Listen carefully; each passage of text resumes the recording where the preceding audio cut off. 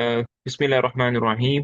الحمد لله رب العالمين وأصلي وأسلم على أشرف الأنبياء والمرسلين نبينا محمد وعلى آله وصحبه أجمعين۔ انشاءاللہ آج کا جو ہمارا لیسن ہے اس میں ہم اس ٹاپک پہ بات کریں گے کہ جزیرہ عرب میں بت پرستوں کے علاوہ اور کون سی قومیں بستی تھیں۔ تو سب سے پہلا جو مکہ کا مکہ میں جو تو بت پرست تھے، مطلب وہ حضرت ابراہیم علیہ السلام کے مذہب پر بھی تھے، لیکن جیسے ہم نے پچھلے ٹاپک میں بات کی کہ ٹائم گزرنے کے ساتھ ساتھ انہوں نے حضرت ابراہیم علیہ السلام کے مذہب میں بہت ساری تبدیلیاں اور چینجز کر دی تھی۔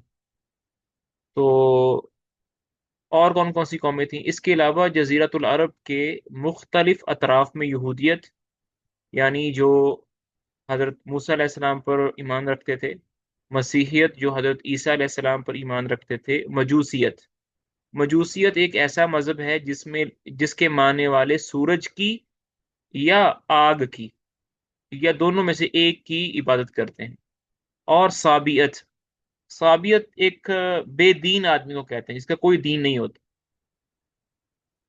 نے بھی در آنے کے مواقع پا لیے تھے، لہذا ان کا تاریخی خاکہ بھی مختصر پیش کیا جا رہا ہے۔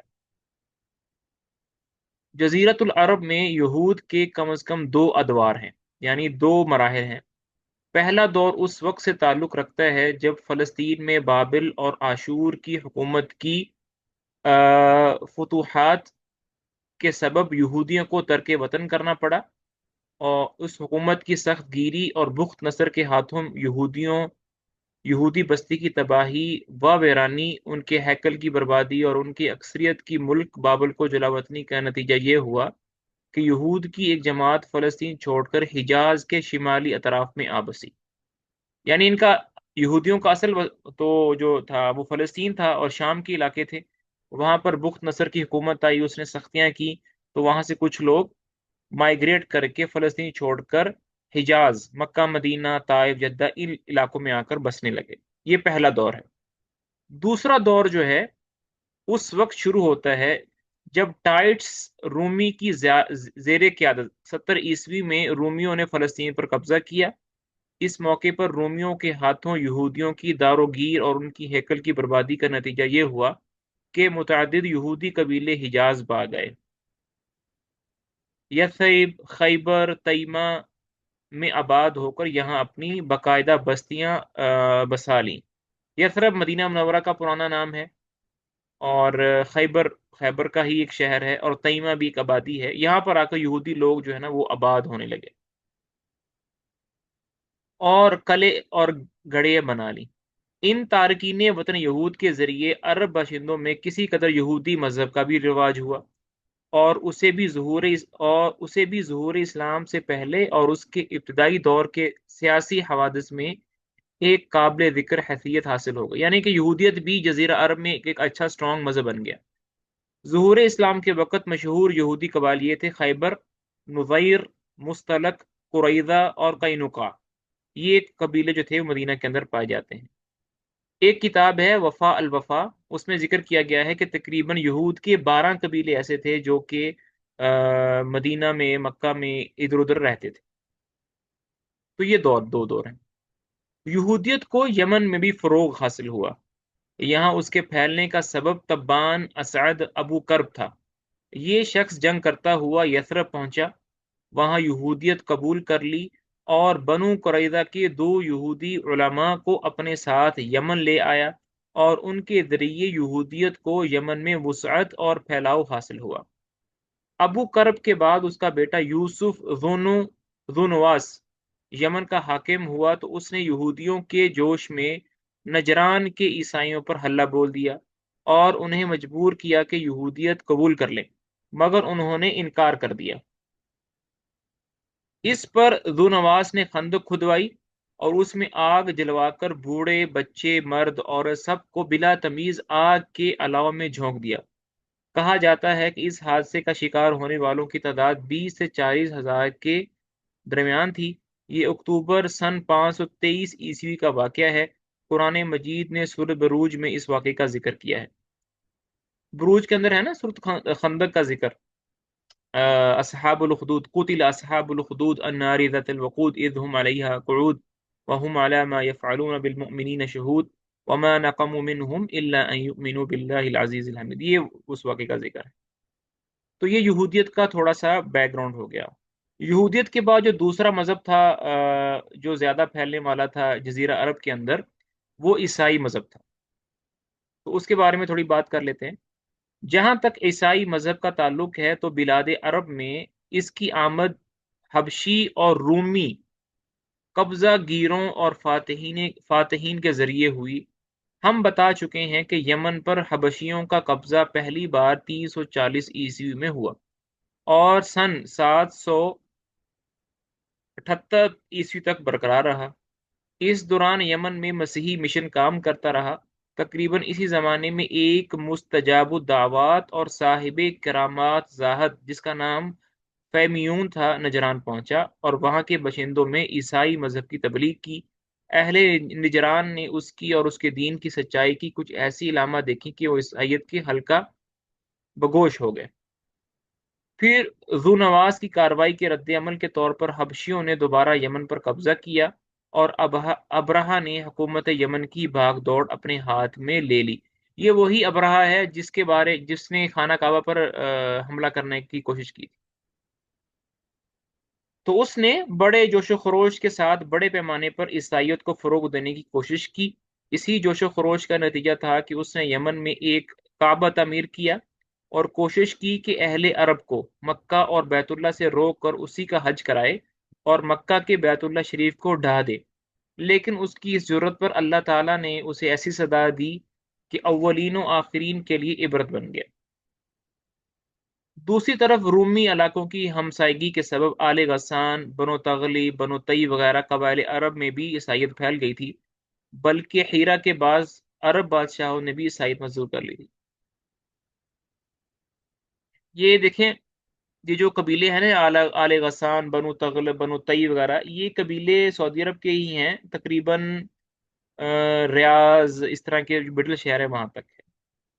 तो ये कुछ ईसाई बैकग्राउंड हो गया। अब मजूसी आ जाएं। मजूसी वो लोग होते हैं या तो वो आग की पूजा करते हैं या वो सूरज की पूजा करते हैं। जहां तक मजूसी मजहब का ताल्लुक है तो उसे ज्यादातर अहले फारस के हमसाया अरबों में फरोग हुआ।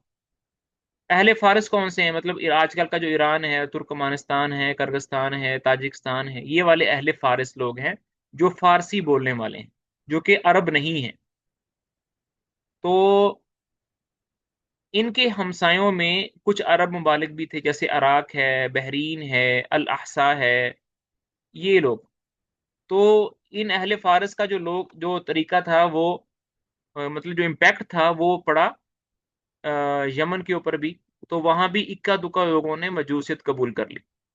तो पता चला कि सबसे ज्यादा मुशरिकीन थे, उसके बाद यहूदी थे, उसके बाद नंबर थर्ड पे ईसाई थे और उसके बाद जो है मजूसी थे। अब साबी मजहब। साबी मजहब क्या होता है? बाकी रहा साबी मजहब, तो इराक वगैरह के आसार कदीमा की खुदाई के दौरान जो कतबात बरामद हुए उनसे पता चलता है कि ये हज़रत इब्राहीम अलैहिस्सलाम की कुलदानी कौम का मजहब था। दौर कदीम में शाम और यमन के बहुत से बशिंदे भी इस मजहब के पैरों थे, लेकिन जब यहूदियत और फिर ईसाइयत का दौर दौरा हुआ तो उस मजहब की बुनियादें हिल गईं और उसकी शम्मा फरोज़ा गुल होकर रह गई। ताहम मजूस के साथ खल्त मल्त होकर उनके पड़ोस में इराक अरब और खलीज अरब के साहल पर इस मज़हब के कुछ न कुछ पैरोकार बाकी। अच्छा जी।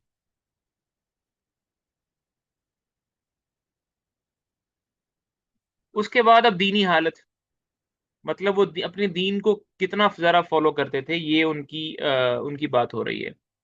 जिस वक्त इस्लाम का नय्यर ताबा तुलू हुआ है, यही मज़ाहब दादियान थे जो अरब में पाए जाते थे। लेकिन ये सारे ही मज़ाहब शिकस्त व रेख से दो चार थे। मुशरिकीन का दावा था कि हम दीन इब्राहीम पर हैं। शरीयत इब्राहीम के अवामिर नवाही से कोसों दूर थे। मतलब जस्ट नेम था कि हम इब्राहीम के मज़हब पर हैं, लेकिन प्रैक्टिकली वो बहुत दूर थे। उस शरीयत ने जिन मकारिम अखलाक की तालीम दी थी उनसे उन मुशरिकीन को कोई वास्ता ना था। ان میں گناہوں کی بھرمار تھی، اور طول زمانہ کے سبب ان میں بھی بہت بت پرستوں کی وہی عادات اور رسوم پیدا ہوئی چلی تھی جنہیں دینی خرافات کا درجہ حاصل ہے۔ ان عادات و رسوم نے ان کی اجتماعی، سیاسی اور دینی زندگی پر نہایت گہرے اثر ڈالے تھے۔ تو پتہ چلا مشرکین جو تھے وہ ابراہیم علیہ السلام کے مذہب سے صرف نام لیتے تھے، لیکن جسٹ ان کا نام ہی تھا، مذہب نہیں تھا۔ یہودی کیسے تھے؟ یہودی مذہب کا حال یہ تھا کہ وہ محض ریاکاری اور تحکم بن گیا تھا، مطلب عبادات وغیرہ سے بالکل دور تھا، بس آپس میں کچھ فیصلے کرنے کے لیے وہ کبھی کبھی اپنے مذہب کو یوز کرتے تھے، ورنہ عبادات وغیرہ اس طرح کی چیزوں سے وہ دور تھا۔ یہودی پیشوا اللہ کے بجائے خود رب بن بیٹھے تھے، لوگوں پر اپنی مرضی چلاتے تھے، اور ان کے دلوں میں گزرنے والے خیالات اور ہونٹوں کی حرکات تک کا محاسبہ کرتے تھے۔ ان کی ساری توجہ اس بات پر مرکوز تھی کہ کسی طرح مال و ریاست حاصل ہو، خواہ دین برباد ہی کیوں نہ ہو، کفر و الحاد کو فروغ ہی کیوں نہ حاصل ہو، ان تعلیمات کے ساتھ تساہل ہی کیوں نہ برتا جائے جن کی تقدیس کا اللہ تعالیٰ نے ہر شخص کو حکم دیا ہے اور جن پر عمل درآمد کی ترغیب دی گئی۔ اچھا، جو یہودی مذہب ہے، یہودی مذہب میں ایک چیز میں آپ کو بتا دوں کہ یہودی مذہب، اس کے اندر یہ چیز پیدا ہو گئی تھی کہ یہودی لوگوں میں جب کوئی معاشرے کا پاورفل یا امیر آدمی گناہ کرتا تھا تو اس مذہب کے جو علماء تھے، یہودی علماء تھے، تو وہ امیر اور لوگوں سے کچھ پیسے لے کر تھوڑا بہت ترات کو موڈیفائی کر دیتے تھے تاکہ ان کو سزا نہ ملے، اور غریب لوگ جو تھے ان کے ساتھ کوئی اس طرح کا رحم نہیں کرتے تھے، جس کی وجہ سے وہ پیسے کمانا، سود کھانا، اس طرح کی چیزوں میں شمار ہو گئے تھے۔ عیسائیت کی کچھ بات کر لیتے ہیں۔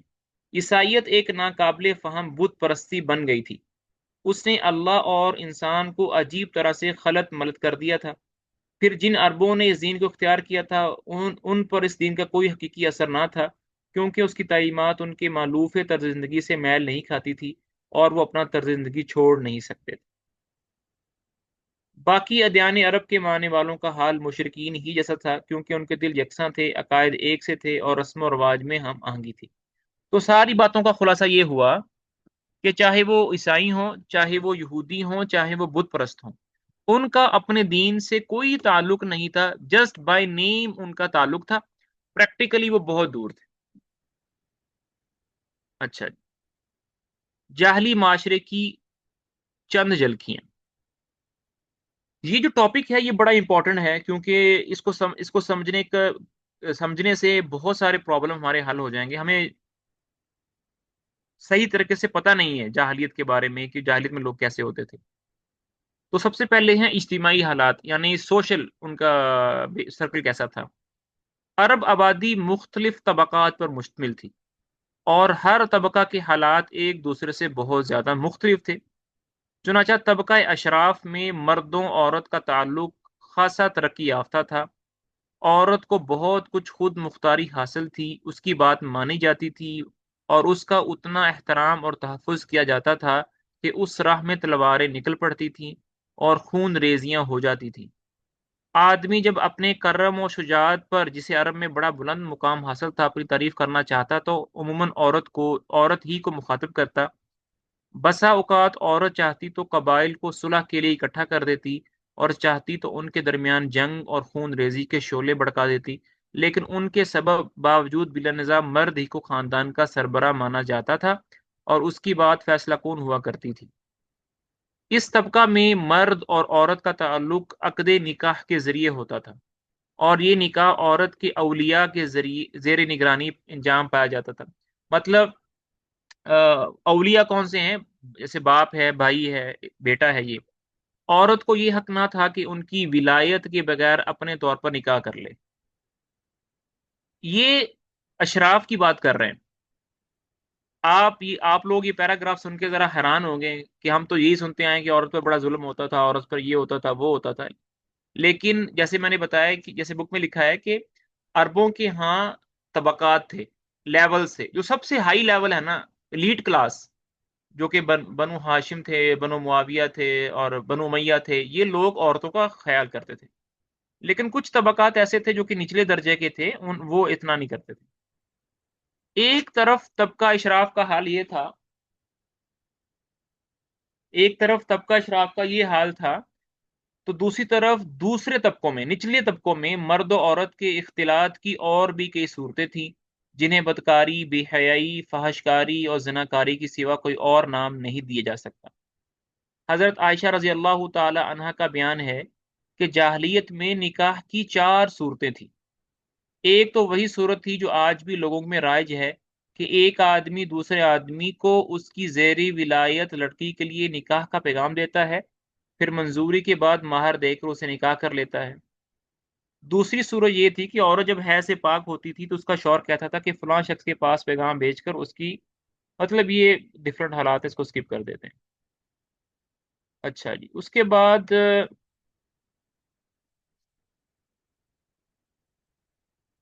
اچھا جی،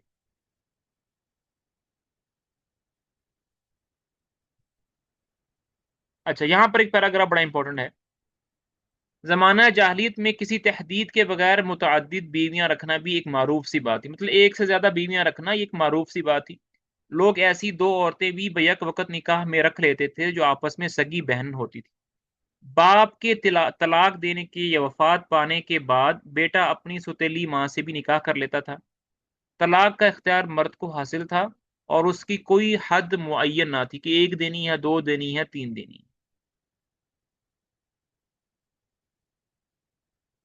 اچھا جی، اس کے بعد جو زنا ہے وہ تو ہر طبقے کے اندر عام تھا، لکھا ہوا ہے یہ تو۔ اچھا جی،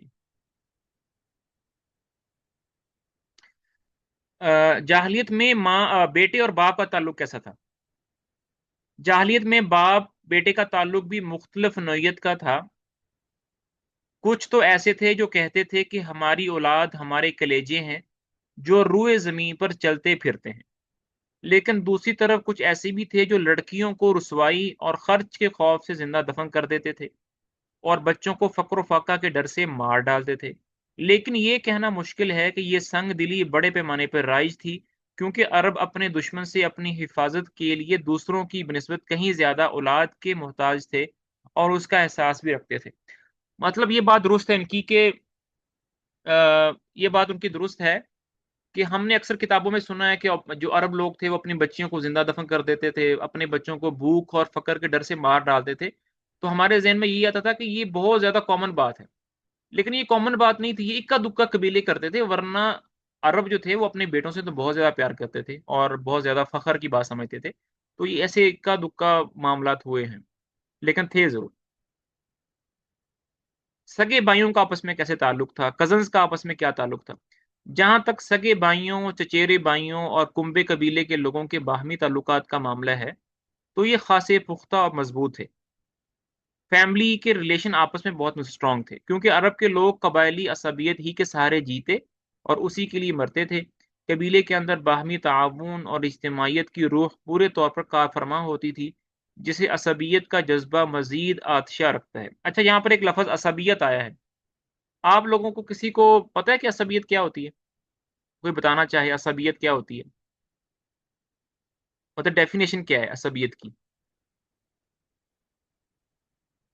جی،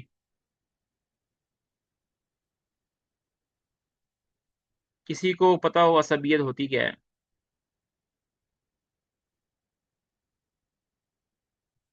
کسی کو بھی نہیں پتا؟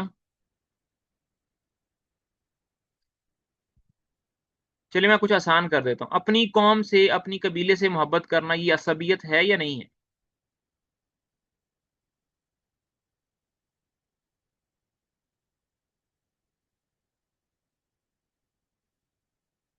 اپنی قوم سے محبت کرنا، اپنے قبیلے سے محبت کرنا یہ عصبیت ہے یا نہیں ہے؟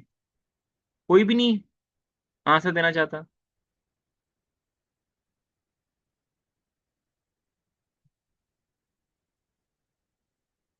اچھا جی، معلوم نہیں، نہیں تو پھر عصبیت ہے کیا؟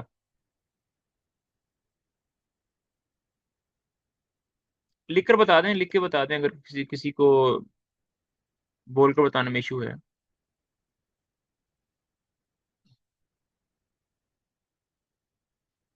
دیکھیں عصبیت یہ ہوتی ہے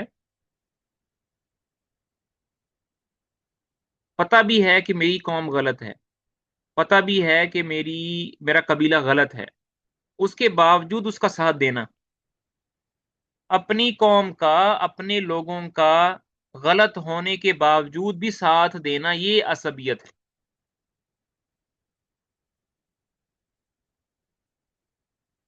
قوم سے محبت کرنا، قبیلے سے محبت کرنا، اپنی برادری سے محبت کرنا، یہ ایک نیچرل چیز ہے، یہ عصبیت نہیں ہے۔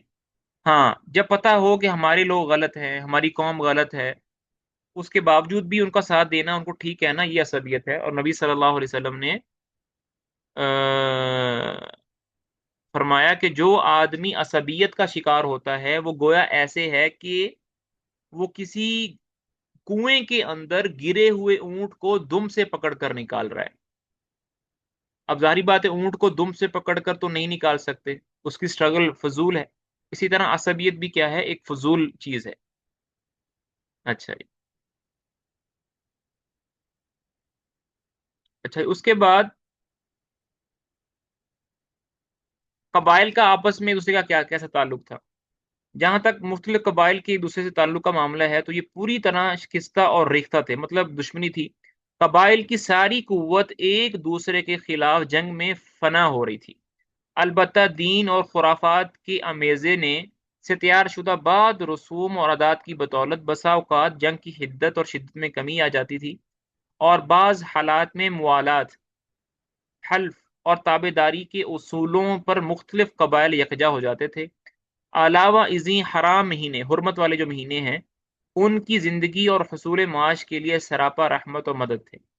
خلاصہ یہ ہے خلاصہ ہے کہ اجتماعی حالات ضعف و بے بصیرتی کی پستی میں گری ہوئی تھی، جہل اپنی تنابیں تانے ہوئے تھے، اور خرافات کا دور دورہ تھا۔ لوگ جانوروں جیسی زندگی گزار رہے تھے، عورتیں بیچی اور خریدی جاتی تھیں، اور بعض اوقات اس سے مٹی اور پتھر جیسا سلوک کیا جاتا تھا۔ قوم کے باہمی تعلقات کمزور بلکہ ٹوٹے ہوئے تھے، اور حکومتوں کے سارے عزائم اپنی رعایا سے خزانے بھرنے یا مخالفین پر فوج کشی کرنے میں محدود تھے۔ اچھا جی، یہاں پر سٹاپ کریں گے، انشاءاللہ اگلی کلاس میں ان کے اقتصادی حالات، اکنامک جو ان کے حالات ہیں نا، وہ پڑھیں گے۔ اچھا، یہاں پر ایک چیز جو ہے وہ تھوڑی سی بتانی ہے، جس کا تعلق پچھلے لیسن کے ساتھ ہے۔ ابراہیم علیہ السلام کے بارے میں ہم پڑھ رہے تھے کہ ابراہیم علیہ السلام کی دو بیویاں تھیں، ایک حضرت سارہ اور ایک حضرت ہاجر۔ تو ابراہیم علیہ السلام نے اپنی بیوی ہاجر کو مکہ میں چھوڑا، جہاں پر کوئی پانی اور کھانے پینے کی چیزیں نہیں تھیں۔ تو اس کتاب کے جو مؤلف ہیں رحمہ اللہ، ان کا یہ کہنا ہے کہ ابراہیم علیہ السلام نے اپنی بیوی ہاجر کو مکہ میں اس لیے چھوڑا کیونکہ ان کی دوسری بیوی سارہ حسد کرتی تھی ان کی پہلی بیوی سے۔ لیکن یہ جو بات ہے مؤلف کی، یہ صحیح نہیں ہے، کیونکہ انبیاء علیہ السلام سے ایسا ہونا، صادر ہونا، یہ اچھی بات نہیں ہے۔ اس کی وجہ یہ ہے، دیکھیں اگر ہم یہ بات مان لیتے ہیں حضرت سارہ کی، تو اپنی بیوی کو وہ چھوڑ آئے کہاں پر؟ ایک ایسی جگہ پر جو کہ بالکل ہی بیابان ہے، جس میں کھانے پینے کی کوئی چیز ہی نہیں ہے۔ تو یہ تو انہوں نے اپنی بیوی پر ظلم کیا، اور انبیاء علیہ السلام سے یہ بعید ہے کہ وہ اپنی فیملی پر اس طرح ظلم کریں۔ تو پھر اصل بات کیا ہے؟ اصل بات یہ ہے کہ حضرت ابراہیم علیہ السلام نے اپنی بیوی ہاجر کو اللہ کے حکم سے وہاں چھوڑا تھا، اور اس کی دلیل کیا ہے؟ دلیل اس کی یہ ہے کہ جب حضرت ابراہیم علیہ السلام اپنی بیوی ہاجر کو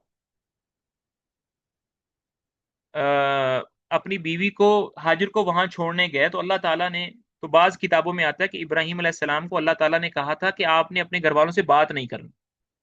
تو حضرت ابراہیم علیہ السلام نے جب اپنی بیوی ہاجر کو وہاں چھوڑا، تو ان کی بیوی ہاجر نے کہا کہ آپ ہمیں یہاں پر کیوں چھوڑ کر جا رہے ہیں؟ ابراہیم علیہ السلام نے آگے سے کوئی جواب نہیں دیا۔ تو ان کی بیوی نے کہا کہ کیا یہ اللہ کا حکم ہے؟ کیا یہ وحی ہے اللہ کی طرف سے؟ تو ابراہیم علیہ السلام نے ہاں کرنے کے لیے سر ہلا دیا کہ یہ مجھے اللہ کا حکم ہے، اس لیے وہاں پر چھوڑنے جا رہے ہیں۔ تو ضروری نہیں ہے کہ ہر کتاب کی مؤلف کی ہر بات مانی جائے۔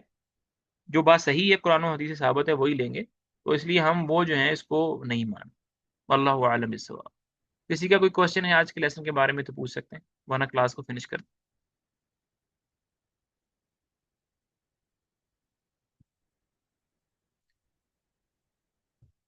چلیں جی، السلام علیکم ورحمۃ اللہ وبرکاتہ۔